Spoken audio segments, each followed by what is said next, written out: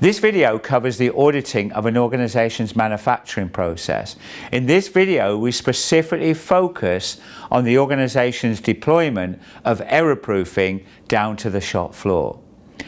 Watch this video and identify whether the auditor audits this activity effectively.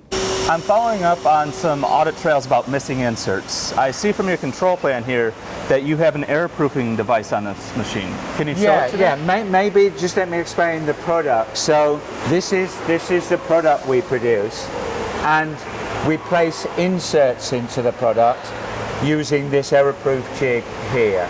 So every product has to go through this station before it can go on to the next station. Every shift, we check that the error proofing is working on here by placing on the jig this master sample.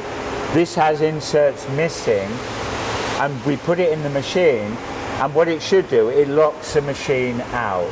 Okay. So if we haven't got the required number of inserts, we are not allowed to process the part. So this is validating. And where do you see that you have to check that on every shift? I don't see that in your control plan. I have it in my work instruction here.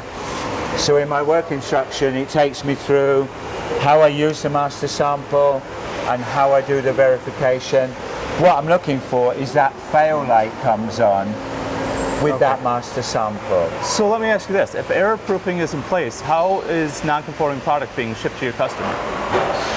Well, I operate this machine, but sometimes because of capacity, we also run this same part on one of the machines over there. That has not got the same error-proofing jig as we have here. Do you know why it doesn't have the error-proofing on that machine? No, that's, I guess we need to ask the quality manager that. I've often asked that question because I operate sometimes both machines. This one has the error-proofing, that one does not. But this is probably 90% of the product we make is made on this machine. Now, have you included the risk for both machines in your process FMEA?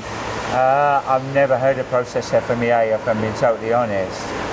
We maybe need to talk to the quality manager about that. So you know, I'm going to have to raise this as a major nonconformity. Okay. Maybe we need to call our quality manager then, because he might know more background. I don't want to mislead you. Right. Well, IATF 16949 requirement 10.2.4 states that test frequencies must be defined in your control plan. Oh yeah. Yeah, no, I see that. Yeah. Yeah. And it's updated in your work instructions, but it's not in the control plan. Okay. So, yeah. Just to let you know. All I'm doing is I was trained about 4 months ago on this machine. Religiously, every day I do that check. Because I'm focused on the customer. I don't want the customer to get product with inserts missing. But I can't guarantee that on the other machine. Yeah, exactly. Yeah. Well, thank you. Okay, thank you. So let's summarize.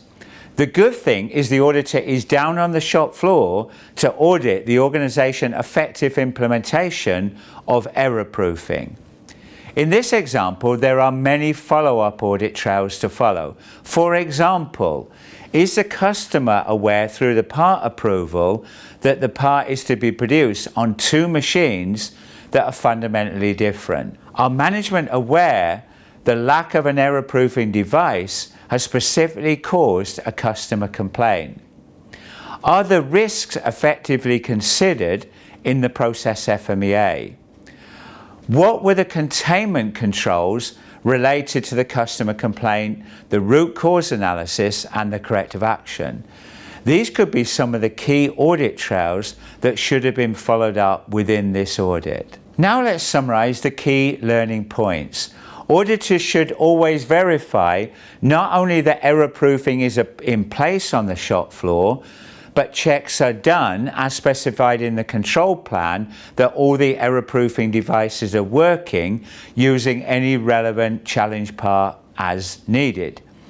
Auditors should always make reference during the audit of manufacturing to the process FMEA and the control plan and any relevant support information, for example, work instructions. For more information, visit the website in the description, and don't forget to subscribe.